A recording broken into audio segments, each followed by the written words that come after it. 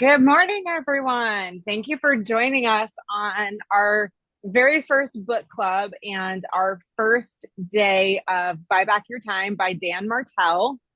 So, this is the book we're going to be using.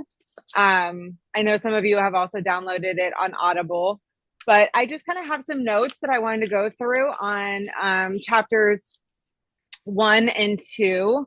And then I have some reflection questions that I can post and we can go through a little bit. Um, so how many of you have actually read the first 2 chapters of the book?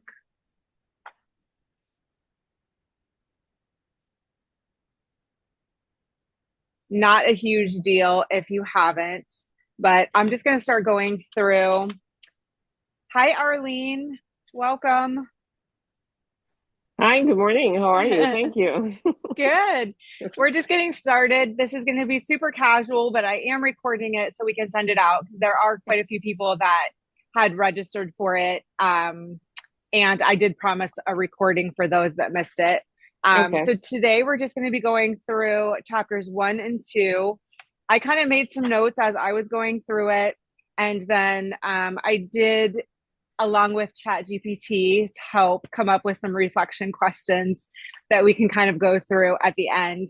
But I think I had mentioned before that I read this book earlier in the year, and there's just some great takeaways in it that I was able to implement. And I just thought it would be a good time of the year to go through that with other people. And yeah, so that's why I did this. Um, so I'm going to probably be looking down a little bit because I have some notes. But I kind of went through and highlighted some things that I wanted to go through. So if you do have a book in front of you, on page 4 was kind of my first takeaway. It says the little known secret to reaching the next stage of your business is spending your time on only the tasks that A, you excel at, B, you truly enjoy, and C, add the highest value, usually in the form of revenue to your business. Likely 2 to 3 tasks fit that description. Every other task you're handling is slowing your growth. Um, and then I thought this was interesting. He says, someone else should be handling about 95% of your current work so that you can get back to matter. Back to what matters, sorry. You can always get more money, but you can never get more time. So you need to ensure the stuff that you spend your time on makes the biggest impact. Anyone have any comments on that?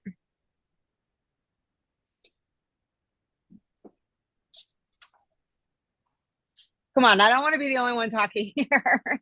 It's Friday morning and I'm still drinking my coffee.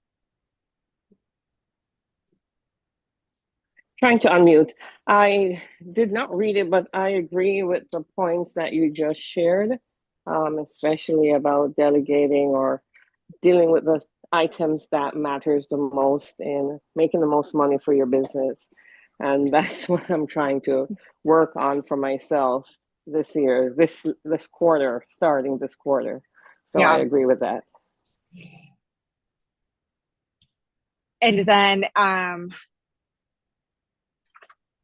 have it in my notes. We must be getting to it a little bit later, but it'll be another point that goes along with that. But on page 7, it says the buyback principle means that entrepreneurs shouldn't be checking email unless they want to. It means that you excel at a few tasks and you're mediocre at best at the others. It also means that when you're choosing what to do today, you should be selecting the highest value tasks. And then on page 10, he starts talking about hitting the pain line. So he says, you subconsciously stop your own growth by doing one of 3 things. Number 1 is sell, number 2 is sabotage, and number 3 is stall. So under sell, he says that entrepreneurs can grind so hard that their drive and passion for their businesses diminish to extinction. If you truly want to sell, and in this context, he's meaning like selling your business, to go ahead and sell, but on your own terms. Don't just sell because you feel desperate to get out of a bad situation. But we see this probably a lot in real estate with agents that are just working so hard that, you know, they're pushing and pushing and pushing, and finally they get burnt out and they just move on to do something else. The second one, sabotage. It says under sabotage, like some examples, you suddenly decide to launch a new product or a new line of business. You urgently feel the need to overhaul your website. You keep replacing key team players for small mistakes. You drag your feet on business decisions until the opportunity slides by. So he's saying that every time, there you go. Every time someone reaches their pain line, they sabotage their growth until it gets back to a level that they can safely oversee. So they make really quick decisions like, oh my gosh, we need a new website, or let's try changing markets, or you aren't doing that right. And they try to justify these actions, but they're just really overacting to their internal emotions. So while no one wakes up and says, I'm going to ruin my business today, they subconsciously ruin their business by rationalizing unnecessarily dramatic decisions. And I see that a lot too, even in like different classes that we go to or training sessions or conferences. You know, there's always somebody there trying to sell you something, you know, based on something new and shiny that's going on right now, instead of just focusing on the things that you do well and the things that are working for your business right now. They are just going after that new shiny object and taking their eye off the prize, basically. And then the third one under the pain line is stall. So stalling is what happens when you confess, I'd rather have a smaller company. So it's making a conscious decision not to grow. And then he points out that growth isn't just necessary for expansion, that it's necessary for survival. And when you're stalling, even though you may not realize it, you're agreeing to shrink. So he says, if on page 13, if you consider tomorrow and you feel the dreaded weight of emails, administrative tasks, people management, and a list of activities you hate doing, you're facing pain. But the pain line is your opportunity to change your perspective from thinking that more business growth equals more pain to knowing that more business growth equals more freedom. Does anyone have any thoughts on that? I think that's a very profound sentence.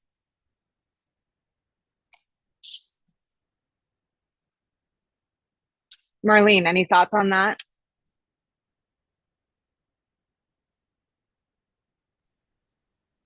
No, no, I can't say that I do. Sorry. I'll be honest, I have not read, so I'm. You don't have to read, but you can comment on what we're going over. Okay, so then on page 14, it gets into what he calls the buyback loop, which is audit, transferring, and fill. So there's a great, we can take a look at, there we go.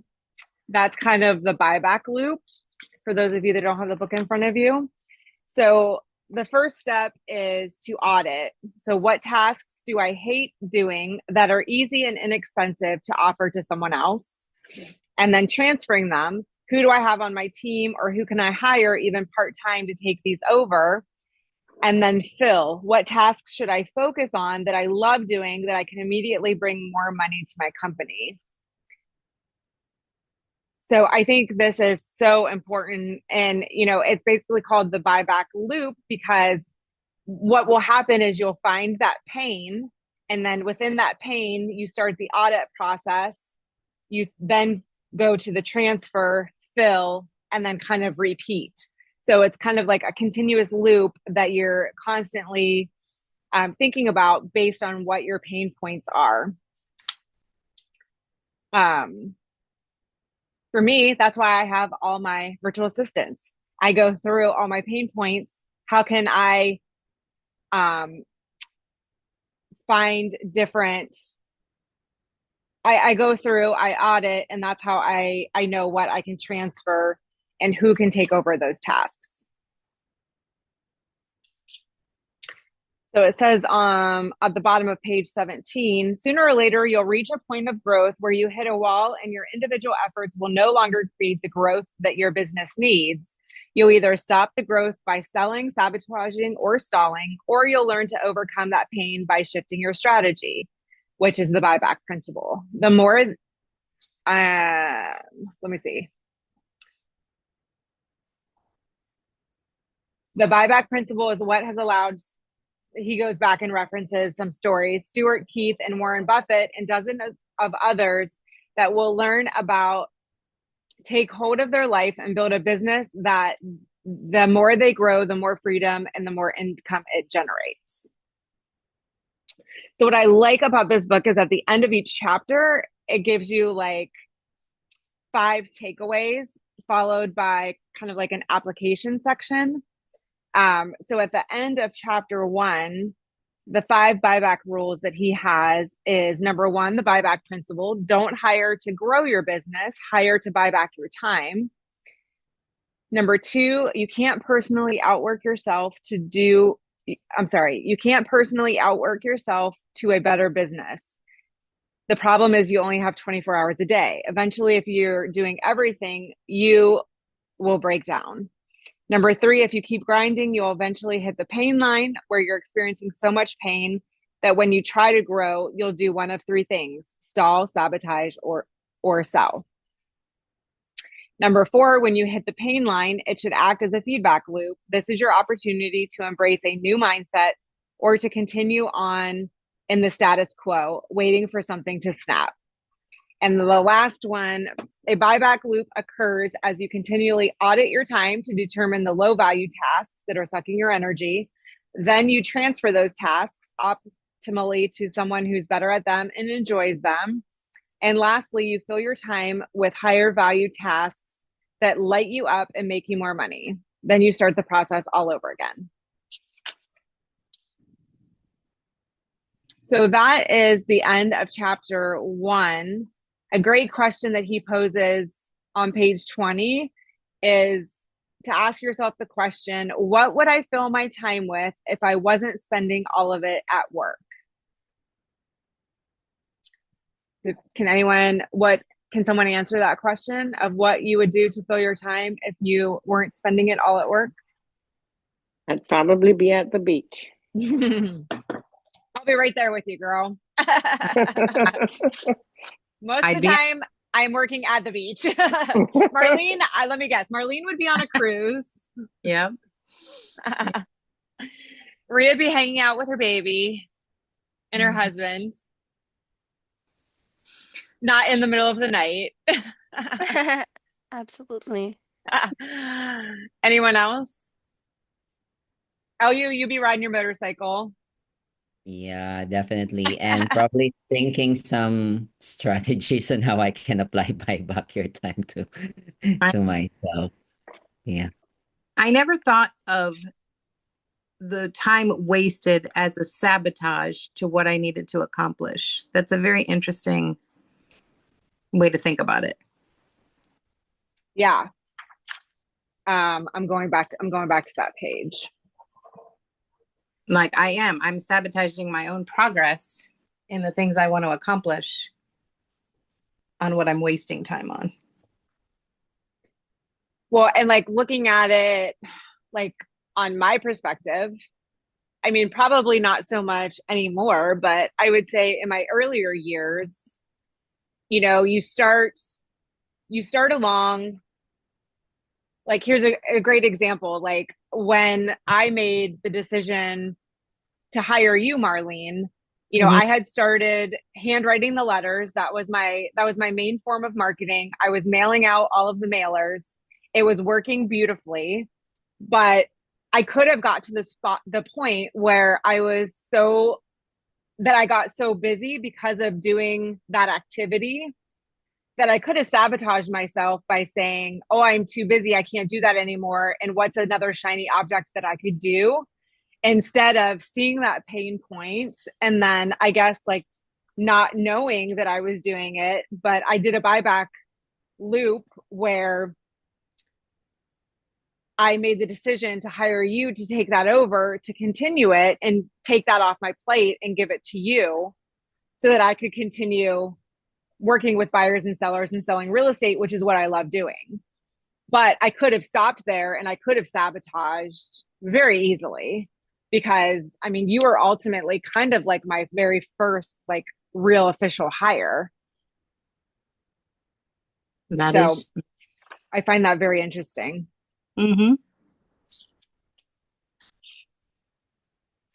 All right, let's move on to chapter 2.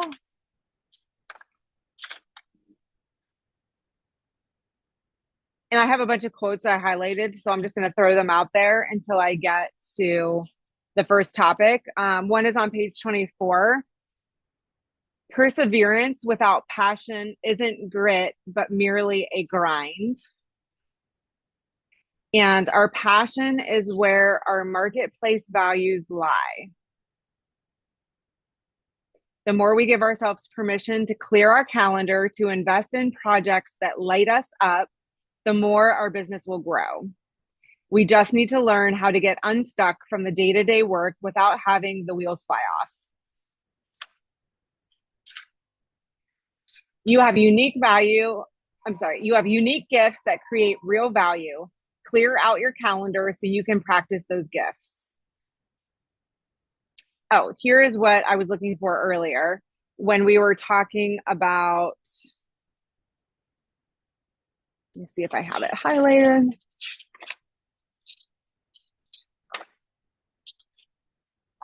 I don't know. There was somewhere earlier that we were talking about like the 80-20 rule. Darn it, I don't know where it was at. And then Arlene had made a comment, and then I was trying to find this, and I said I knew we were getting to it at some point. But on page 26, it says the Pareto effect suggests that 80% of all results come from 20% of activity, which we hear that all the time. But then he goes on to say the accepted 95-5 rule makes the numbers even more dramatic for entrepreneurs, suggesting that only 5% of everything we're doing is driving 95% of your company's returns. What do you think about that? Wow, 5%. That's crazy. So he goes on to say that means if you spend 10 hours a day at work today answering emails, making calls, talking to employees, going to meetings, developing content, only 30 minutes of what you're doing is driving tangible results in your business. That makes me feel really unproductive. But it's probably true though, right? I mean, it does. Lots of times a fire will come up or something that's urgent comes up, and my entire calendar that I had for today completely goes out the window because you're dealing with something else. And if you allow that to continue to rule your life, that's where that 30 minutes comes into. So yeah, I find that very interesting. And I think it really points out that we must be proactive instead of reactive when we're setting our calendar every day. And why we need to continue doing that buyback loop to get the help that we need so that we're focusing on the 5% or the 20%, whichever way you look at it. But how do you recover or reset after you have your calendar set and then something goes awry and there's smoke everywhere and you're trying to put that out? How do you come back to, Yeah, that's what I was thinking. So here's what I do. I'll share my calendar with you guys. Don't freak out when you see it. Let's see. So can everybody see my calendar? Let me just take off the red. Yes. So this is my personal calendar for the week. So on Fridays, I set my calendar for the following week. And so let's just use Wednesday as an example. So you can see that I have under a lot of items, I have an X next to it. As I go through my day, I put an X next to the items that I completed.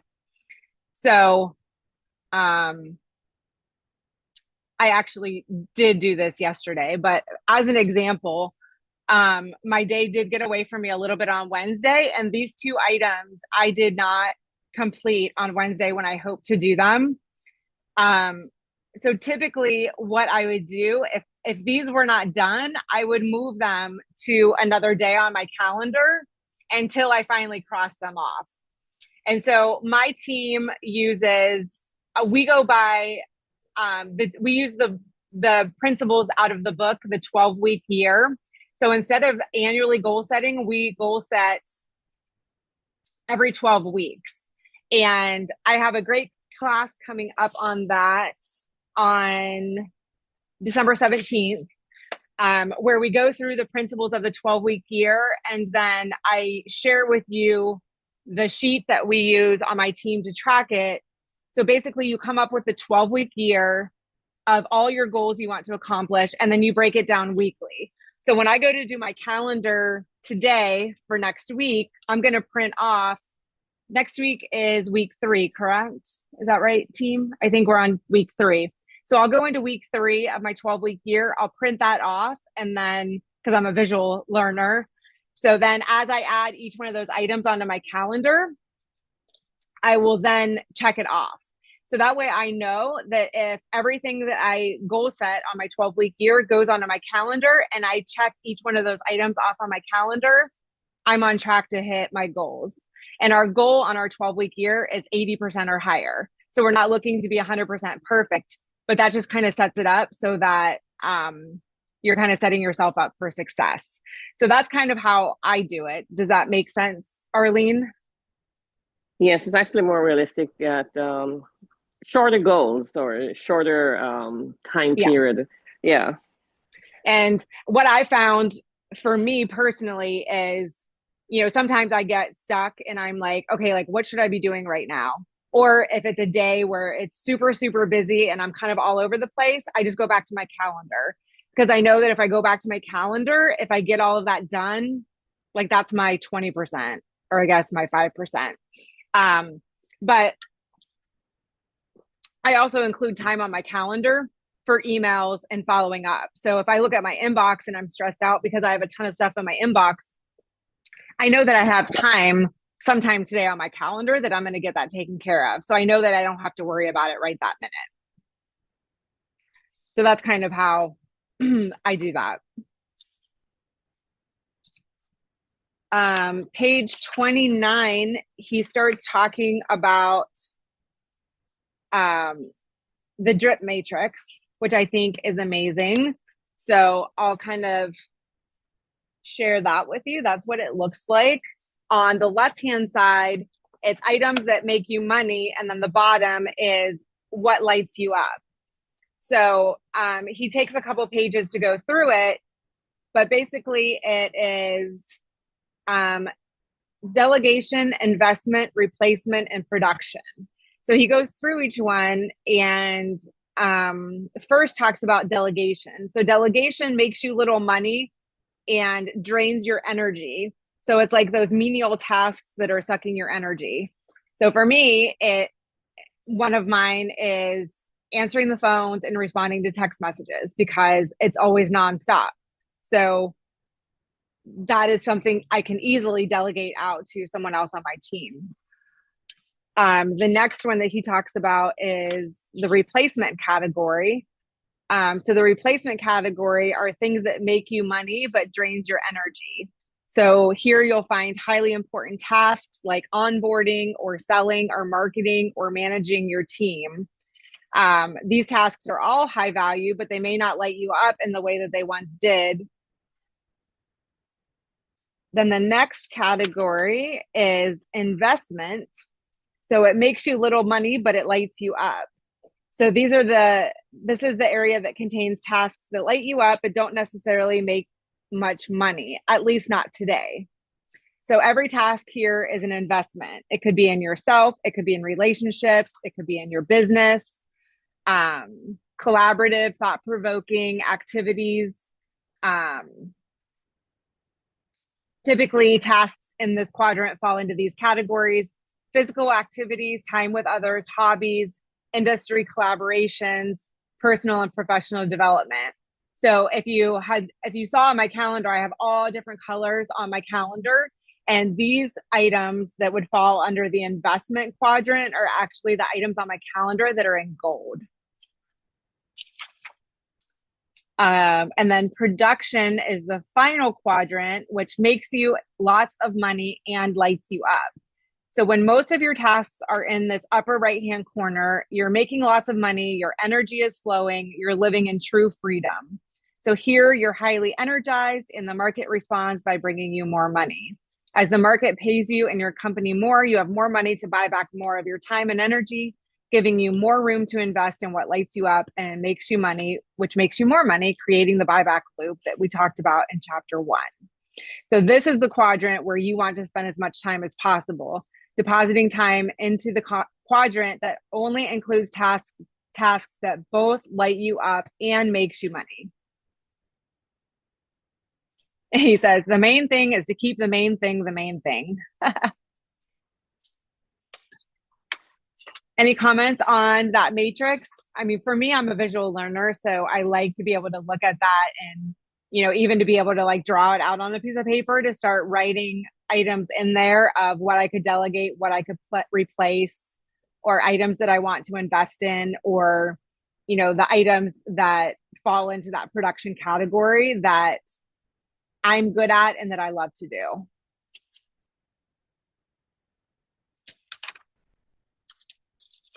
And probably my favorite takeaway out of the first 2 chapters is on page 41, which is the buyback rate calculation. So he starts off by saying, my rule of thumb is that no one, not a founder, not an administrative assistant, not a baseball player, not a barista, should be performing a work task that they could outsource for 1/4, i.e. 25% of their current effective hourly rate. So the example he gives is that if your effective hourly rate is $10 an hour, then your buyback rate is $25 an hour. And he says, why do I calculate your buyback rate at 1/4 of your hourly rate? Is because I want you to get 4 times your ROI when you're hiring someone using your buyback rate. So the example that he uses is, let's take Tina, a small business owner. Assume she makes $200,000 a year from her business.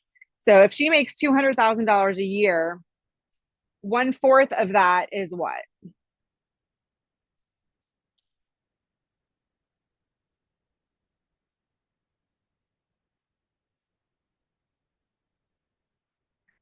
So it says, assume she makes $200,000 a year from her business. Her business is effectively paying her $100 per hour. So if you take 200,000 divided by a full time gives her $100 per hour. So 1/4 of $100 an hour is what? 25. Correct. So her buyback rate is $25 per hour.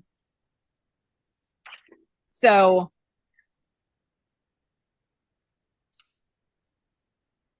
he says every time Tina is doing something like paying invoices or editing videos, etc., that she could have paid someone else $25 an hour to do or less, that she's effectively taking from her own company.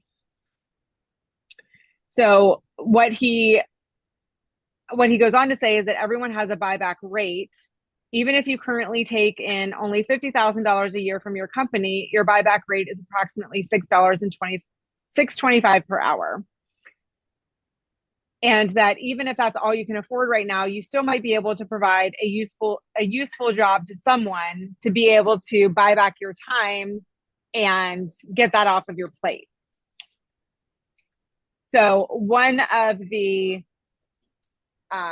homework questions that I would strongly advise you to do is to go through that on page 41 and 42, figure out what your buyback rate is using that formula, and then start brainstorming of who you could, by doing the buyback loop, what tasks you could have ultimately someone else do to give you back more time that you could use on that hourly rate to hire someone.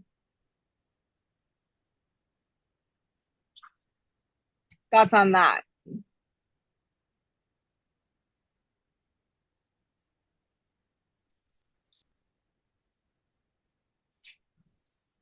So then he goes on at the 5 buyback rules at the end of chapter 2. He goes on to talk a little bit more about the drip matrix. So under the replacement, which is the top left on the drip matrix, are items that you want to remove over time. The delegation, which is on the bottom, are things that you want to remove ASAP. And so then you can focus on production, which would be your number 1 goal, and your investment, which would be your number 2 goal. Those are what's going to give you the most amount of energy. Production obviously is going to make you more money. But the goal is to get everything out of the delegation and the replacement as soon as possible. That's what's going to get you to buy back your time quicker. So then he says, number 2, every task you perform sits on 2 axes, one of money, one of energy. Each task brings you from little money to a lot of money and either drains you or brings you more energy. Number 3, many entrepreneurs hire away the parts of their business they love the most. This typically happens accidentally. As they grow, they don't hire to buy back their time. They hire for a position or a role, mistakenly making themselves the administrator of their own company. Number 4, 80% done by someone else is 100% freaking awesome. And then 5, the drip matrix, delegation, replacement, investment, and production. And that brings us to the end of chapter 2. So I have, let me share. Can you see this Word document? Yes. Okay. So here are some reflection questions. And when I send out the recording, I'll send these questions out as well. But the first one is reality check. So what are 3 tasks that I did this week that drained me the most and were not of high value? And if I kept doing them for the next 90 days, what will they cost me in growth, energy, or missed opportunities? Any comments on that? Anything that jumps out to you that you did this week that drained you and were not of high value? For me, it was just a waste of time scrolling. It's a big time waster. Sometimes I'll be like, how did I even get on here? And how long have I been on here? Exactly. I think I have to make myself a plan to turn the phone off or put the phone somewhere else. I actually think they have apps where like you can set it so that like you're only allowed so much time on different apps. Like say you set it for 30 minutes a day, like it doesn't let you have access to them after the 30 minutes. Oh, that's interesting. Yeah, I'll have to find out. I think a friend of mine has it. So I'll have to ask about that. I will. I'd be packed and ready to go if I hadn't wasted so much. And then number 2 is the buyback math. So what is my current best estimate of my hourly value to the business, and what tasks on my list could be done competently by someone else at or below that rate?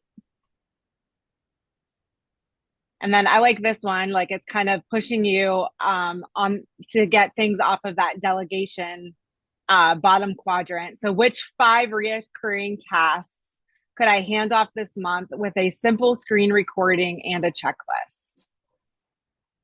What does good look like for each of those tasks in one sentence? Because remember, if you're delegating to someone, it doesn't have to be 100%. 80% of 100 is awesome. And then time and energy audit. This is great as well. It's a great tool to use. So over a normal week, start tracking what percentage of my time is in each quadrant. Is it high value or low value? Is it energizing or draining? Where is there 10 hours per week that I could reclaim in my schedule? And then using the replacement ladder, if I hired one person for the next 30 days, what would be their top 3 outcomes that would buy back the most of my time? What daily and weekly rhythms would I set to ensure quality without micromanaging? That's a good one. And then we talked about this a little bit earlier. If I freed 10 hours next week, exactly what would I do that is more valuable? Who would I call? What offer would I refine? What content or system would I build? So that's it. What takeaways do you have from today? I think it's very interesting. It leads us to think where we are right now in our business and what things we could possibly implement and how to better take control of our day. That's my takeaway from here. Yeah. So next week, we will be going through chapters 3 through 5. Chapter 3 is the 5 time assassins. Chapter 4 is the only 3 trades that matter. And 5 is the replacement ladder. So any final questions before we end it for the day?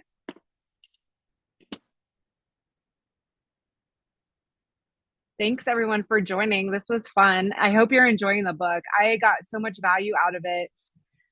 I would say this is probably in my top 5 of my books that I've read this year so far. So, all right. Well, we will go ahead and end for today. I will be sending out the recording, and I'll also send out that Word document that had those reflection questions on it. So make some time in your calendar next week. Put it on your calendar to go through those, figure out what your buyback number is. And I would suggest start making a list of items, maybe just carrying around, either like use your phone on your notes or use a piece of paper. And as you're doing things throughout the week, think about, is this something that I could be delegating to someone else? And if so, jot that down so you can start making your list. Once you have that and you have your buyback rate, then you are on your way to working on your replacement ladder, which is what we'll talk about next week.